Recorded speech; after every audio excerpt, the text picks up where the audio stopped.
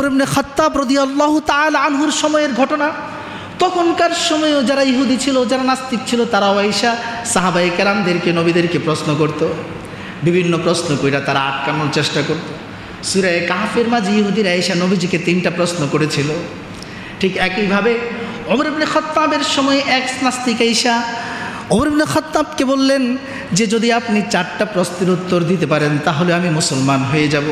প্রথম প্রশ্ন হলো, একই দিনে, একই বছর, একই সময়ে 2 ভাইয়ের জন্ম, একই দিনে তাদের মৃত্যু, কিন্তু 2 ভাইয়ের বয়সের মাঝে 100 বছরের পার্থক্য। কত বছরের পার্থক্য? বিস্ময়কর প্রশ্ন। জন্ম একই দিনে, মরণও কি একই দিনে, কিন্তু এই 2 ভাইয়ের জন্ম আর মৃত্যুর মাঝে পার্থক্যের সময়টুকু কত বছর? অবাক করা বিষয়। এটার উত্তর কি হবে? 2 নম্বর প্রশ্ন, এই পৃথিবীর কোন স্থান একবার সূর্যের আলো পেয়েছে, এরপরে আর কোনোদিন সেখানে সূর্যের আলো পড়ে নাই? 3 নম্বর প্রশ্ন, সে কয়দিকে যার কয়েদখানায় শ্বাস নেওয়া ও খাদ্য গ্রহণের কোনো ব্যবস্থা নেই। বাংলাদেশের জেলখানাগুলোতে এই যে আমাদের আওয়ামী দুঃশাসনের সময়ে বিএনপি, জামাত থেকে শুরু করে বাংলাদেশের যে সকল পলিটিক্যাল লিডারদের উপর অমানবিক পাশবিক নির্যাতন চালিয়েছে, তারা নির্যাতন চালিয়েছে, কিন্তু সেই জেলখানাগুলোতে শ্বাস গ্রহণ করা যায় কি যায় না? যায়। সেখানের মাঝে দেখা গেছে যে শ্বাস গ্রহণের সাথে খাদ্য গ্রহণের, পিটাইলেও কমপক্ষে খাবার দেয়, অসুস্থ হয়ে গেলেও চিকিৎসা গ্রহণের কি করে ব্যবস্থা করে, ডাক্তার দিয়ে ট্রিটমেন্ট নেওয়া। এটা যে কোনো পলিটিক্যাল পার্টি হোক না কেন তারা এটা করে, এতটুকু মানবিকতা আছে। কিন্তু এমন কোন জেলখানা যেখানে শ্বাসও গ্রহণ করা যায় না, খাদ্যও নেওয়া যায় না? এই জেলখানার নাম কি? 4 নম্বর প্রশ্ন, এটা কোন কবর যে কবরের বাসিন্দাও জিন্দা, কবরও জিন্দা, মাঝে মাঝে ঘোরাফেরাও করে? আচ্ছা বলেন তো, মাটির ভিতরে যে মানুষগুলোকে দাফন করে সেই কবরের বাসিন্দা মুর্দা মানুষ কি জিন্দা না মরা? মরা।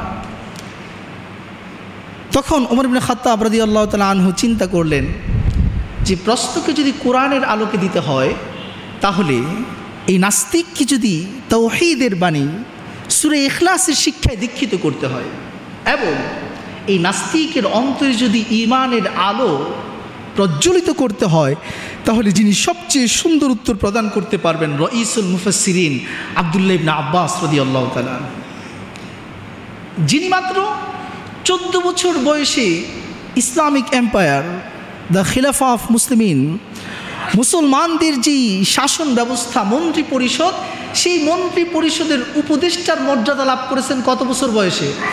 14 বছর বয়সে। কেন? কারণ তিনি কোরআনের সকল ব্যাখ্যা জানতেন। সুবহানাল্লাহ। জ্ঞান বয়স দেখে না, বয়সের আগেই তাকে পরিপক্কদের কাতারে সামিল করে দেয়। আব্দুল্লাহ ইবনে আব্বাসকে আদেশ করলেন, ওমর ইবনে খাত্তাব তুমি জবাব দিয়ে দাও আমার পক্ষ থেকে। আব্দুল্লাহ ইবনে আব্বাস রাদিয়াল্লাহু তাআলা আনহু তিনি সেই নাস্তিককে জবাব দিতে শুরু করলেন। প্রথম প্রশ্ন করেছিলেন, এমন কোন 2 ভাই যাদের জন্ম একই দিনে, মৃত্যু একই দিনে, কিন্তু 2 ভাইয়ের মাঝে জীবনের বয়সের তফাৎ হলো 100 বছর? আব্দুল্লাহ ইবনে আব্বাস পবিত্র কোরআনের সূরাতুল বাকারা 3 নম্বর পারার 2য় পৃষ্ঠার শেষ আয়াত তেলাওয়াত করতে লাগলেন, আও কাল্লাযী মাররা আলা ক্বরিয়াতিন ওয়া হিয়া খাবিয়াতুন আলা উরুশিহা قال أنى يحيي هذه الله بعد موتها। এভাবে পুরো আয়াত তেলাওয়াত করে তিনি বলে দিলেন, আল্লাহর একজন পয়গম্বর ছিল ইহুদিদের মাঝে, যার নাম হলো উযাইর আলাইহিস সালাতু ওয়াস সালাম। উযাইরের ভাই, তার ভাইয়ের নাম ছিল উযাইজ, নিজের নাম উযাইর, ভাইয়ের নাম হলো উযাইজ।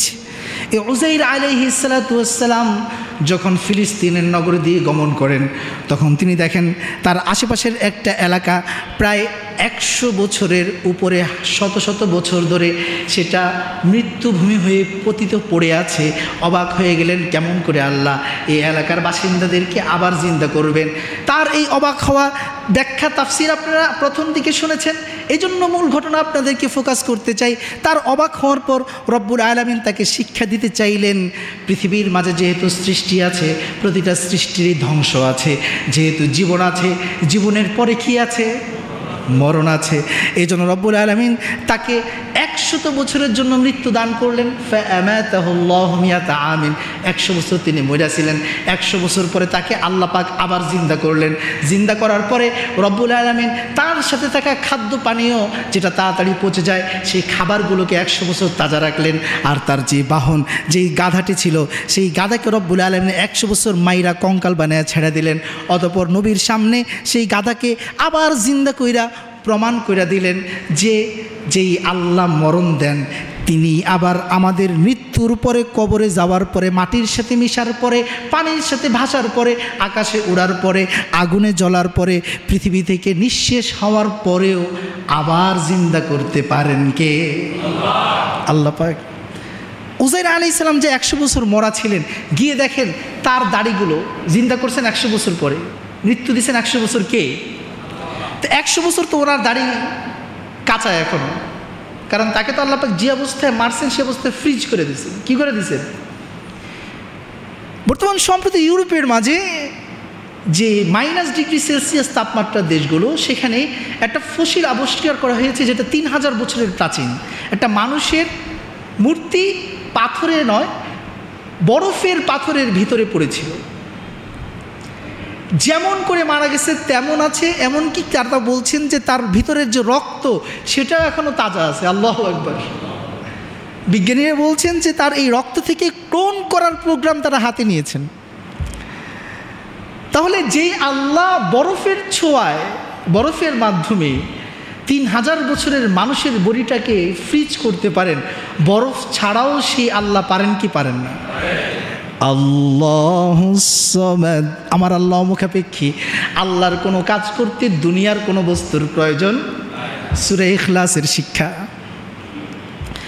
এখন উজাইর আলাইহিস সালামের দাড়ি তো কালো, কিন্তু দেখা গেছে তিনি যখন গ্রামে গেলেন, গিয়া দেখেন তার ভাই উজাইজ, তার চুল দাড়ি সব কি হয়ে গেছে? সাদা হয়ে গেছে। তাহলে বলুন তো, দুই ভাইয়ের জন্ম একই দিনে, তারা মরেছিল একই বছরে, কিন্তু এই দুই ভাইয়ের বয়সের মধ্যে তফাৎ কত বছর হয়ে গেছে? 100 বছর। কারণ 100 বছর তো আল্লাহ পাক তাকে কি রাখেন নাই? জিন্দা রাখেন নাই, লাশ বানায় দিয়েছিলেন। দ্বিতীয় প্রশ্ন ছিল, এই পৃথিবীর কোন স্থানে একবার সূর্য উঠেছে, দ্বিতীয়বার সেখানে আর সূর্যের আলো পড়ে নাই? নীল নদ। আমাদের এক ভাই উত্তর দিয়েছেন। কিন্তু মুফাসসিরিন কেরাম বলেন, মুসা আলাইহিস সালাতু ওয়াস সালাম তার সময়ে যে মহা জালেম সরকার ছিল, ফ্যাসিস্ট সরকার, ফেরাউন, বর্তমানে বলা হয় যে ফেরাউনের চাইতেও কঠিন যেই, সে হলো কি? শেখ হাসিনা। কথা বলেন ঠিক কিনা? এই মিশরের ফেরাউনকে যেই নদীতে কিংবা যেই সাগরে, এটা নীল নদ না সাগর, এটা নিয়ে আবার একটা ইখতিলাফ আছে, কিন্তু কোরআন বলছে এটা কোনো নদী নয়, এটা সাগর। এটা কি?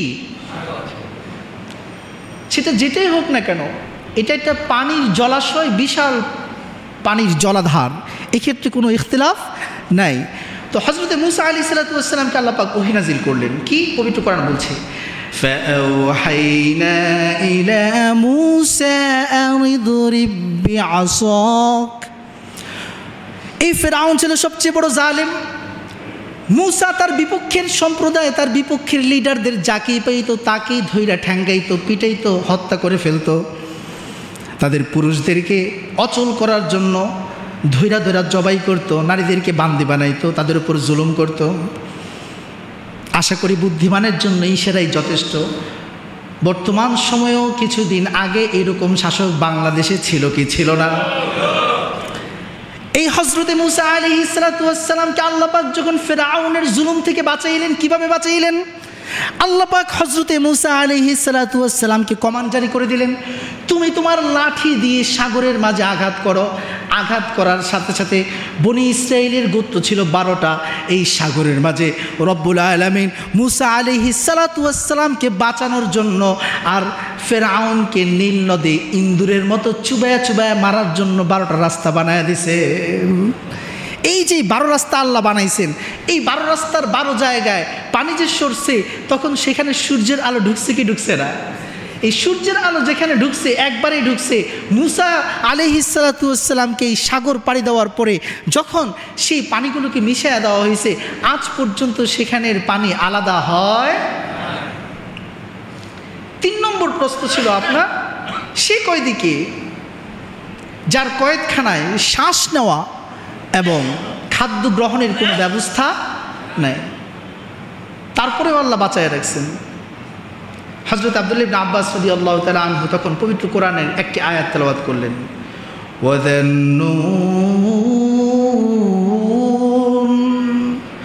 وَذَنُّونِ إِذ ذَهَبَ مُغَاضِبًا فَظَنَّ أَن لَّن نَّقْدِرَ عَلَيْهِ। জান্নুন হলেন হযরত ইউনুস আলাইহিস সালাতু ওয়াস সালামের আরেকটা নাম, উপাধি।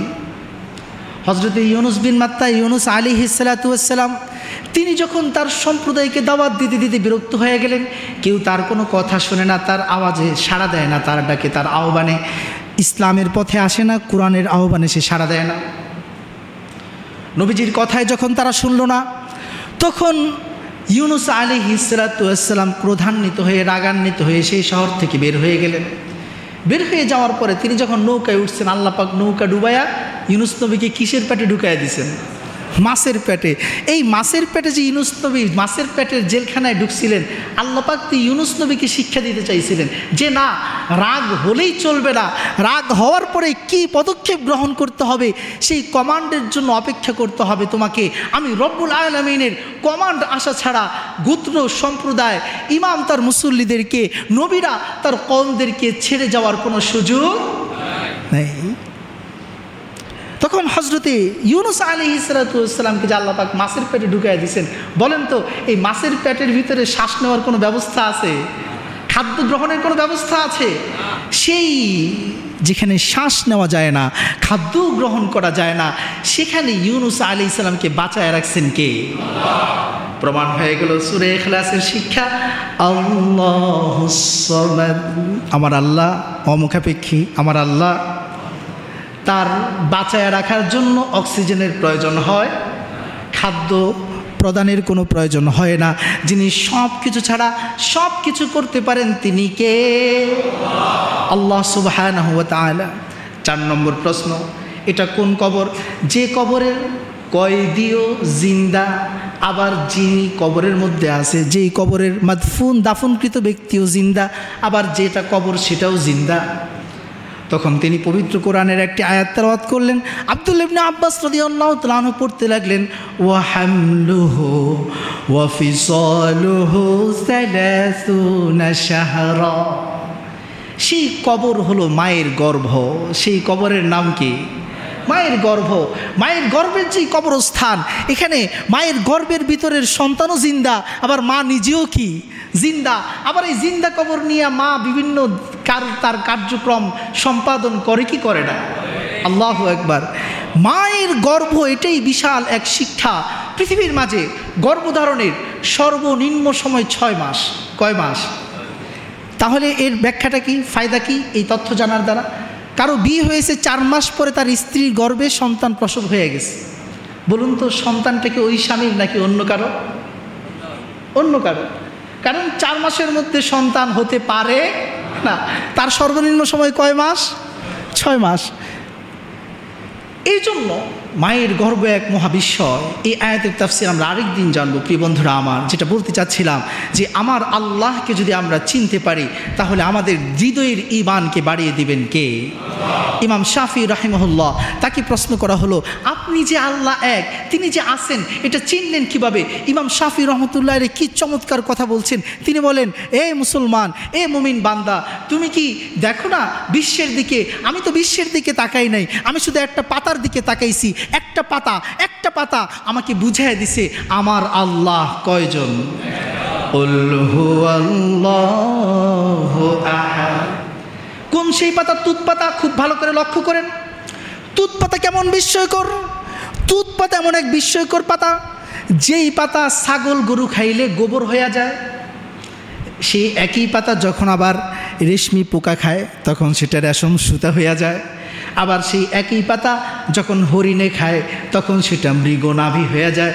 বলুন তো, এই যে একটা পাতা খাইলে, একজনে খাইলে গোবর হয়, আরেকটা প্রাণী খাইলে সেটা রেশম সুতা হয়, আরেকটা প্রাণী খাইলে সেটা আপনার মৃগনাভি হয়। বলুন তো, এটা কি পাতার ক্ষমতা নাকি মহান রবের ক্ষমতা? বলবেন কেন হুজুর এই কথা কেন বলতেছেন? এটা কোনো পাতার ক্ষমতা নয়। যদি পাতার ক্ষমতা থাকতো তাহলে সে সব জায়গায় সে যেমন চাইতো তেমন হইতো। যেমন করে খাদ্য আমরা গ্রহণ করি, খাবারের কোনো শক্তি নাই, আসল শক্তি কার? আলা ইন্নাল কুওয়াতা লিল্লাহি জামিআ। আমার আল্লাহ বলেন জগতের সমস্ত শক্তি যার হাতে, তিনি কে? আল্লাহ পাক। প্রমাণ কি? এই যে আমরা খাদ্য গ্রহণ করি, 14 বছরের তরুণ ছেলেটি খায়, 25-30 বছরের বাবাও খায়, আবার অপর দিকে দেখা যায় 80-70 বছরের দাদাও খায়। বাপেও যেই ভাত খাচ্ছে, যেই মাছ খাচ্ছে, যেই মিট আর গোশত মাংস খাচ্ছে, সন্তানও সেগুলো খাচ্ছে, দাদাও সেগুলো খাচ্ছে, একই দস্তরখানে খাইতেছে, একই রাঁধুনির পাক খাচ্ছে, একই মশলা, একই ধরনের সিস্টেমে খাদ্য গ্রহণ করছে। কিন্তু ছোট্ট ছেলেটি দিন দিন যুবক হচ্ছে, শক্তিশালী হচ্ছে, বাবা দিন দিন বুড়ো হয়ে যাচ্ছে, দাদা দিন দিন কবরের পথে এগিয়ে যাচ্ছে। খাদ্য কিন্তু তার শক্তিকে, যৌবনকে, দাদার যৌবনকে ধরে রাখতে পারছে না। খাদ্য বাবার যৌবনকে ধরে রাখতে পারছে না।